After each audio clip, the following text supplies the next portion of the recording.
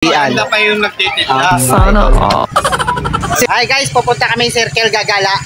So mga ka-good vibes, maling kalsada pa yung pinasokan namin. So kailangan namin gamitin yung pinagbabawal na teknik.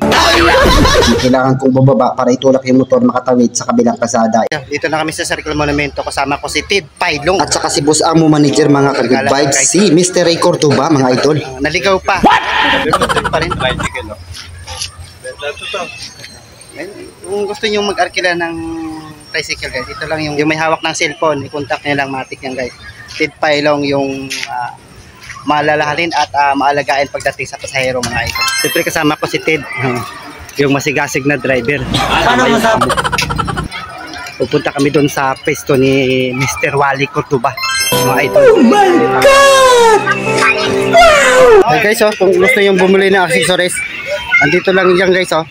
Ay po yung mayari, si Mr. Wally Cordoba. I-contact nyo na yan guys.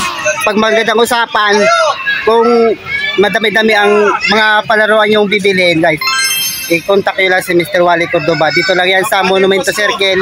Guys, kung gusto nyo masarap na pagkain guys, dito lang po yan sa Wins Crispy, yung may nagmamayari po si Mr. Potpot. Pumunta lang kayo dito, maaliw kayo. Maraming paglilibangan, marami kang pagpipilian. Maganda pa yung nagtitinda. Sana. Siyempre, mabubusog yung mata mo sa nagbabantay pa lang, mga idol. Siyempre yung kumakaway si Mr. Ray Cordoba kasama si Tid Pailong, DJ Teleport. Oh, yan na! Piliin mo